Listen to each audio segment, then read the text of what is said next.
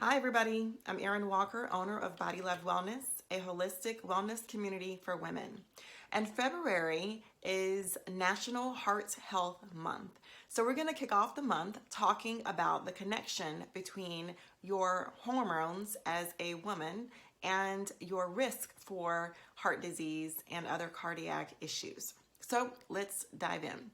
First, I want to talk about glucose and blood sugar balance. We talk a lot about this here in general because it is such a big factor in general hormonal balance across a variety of different parts of the body. But you may not have realized that diabetes or a dysregulated blood sugar is one of the top factors in increasing your risk of cardiac issues and heart attack if you are a woman. If you have diabetes and you are a woman, you are statistically 3 times more likely to have a heart attack or stroke. Now, why is this? Well, this is that old infamous insulin resistance that we've talked about in the past. Your pancreas, a small organ that sits behind your stomach, does many things for you, and one of them is to make insulin. Insulin tells your cells to soak up glucose from the food that you eat and use it as fuel. When you have a diet high in sugar, processed carbohydrates, and things that increase the amount of glucose in the blood, the cells become desensitized to that direction from the insulin because there's so much insulin being pumped out by your pancreas. Therefore, insulin resistance. Therefore, that glucose floats around in your blood. It doesn't get used by your cells, and you result in high blood sugar. That increased sugar floating around in the blood can lead to diabetes, cardiovascular issues, including dysregulated cholesterol levels, high blood pressure, and heart disease. Number 2 is high blood pressure. High blood pressure is also one of the main causes of cardiac issues.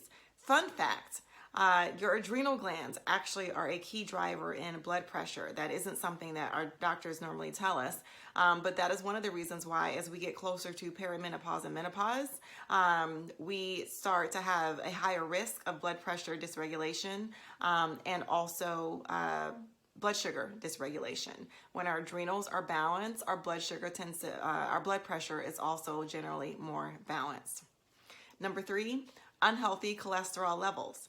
This can be too high, low density lipoprotein or LDL, bad cholesterol, or it could be too low HDL or good cholesterol levels. Either one of these imbalances can lead to a cardiac issue because of increasing plaque accumulation in the veins and arteries. Another fun fact, as functional practitioners will tell you, is cholesterol imbalance actually is a liver issue because your liver is where cholesterol is synthesized.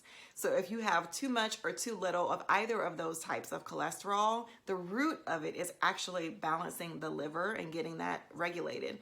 But in the meantime, when you have those dysregulated levels, they've got to live somewhere and it accumulates in your veins and arteries.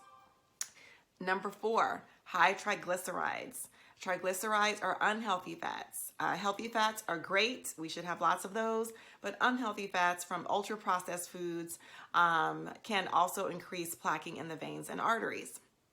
And then lastly, number 5 is something called metabolic syndrome, which many women that I see in my practice have by the time they get to me.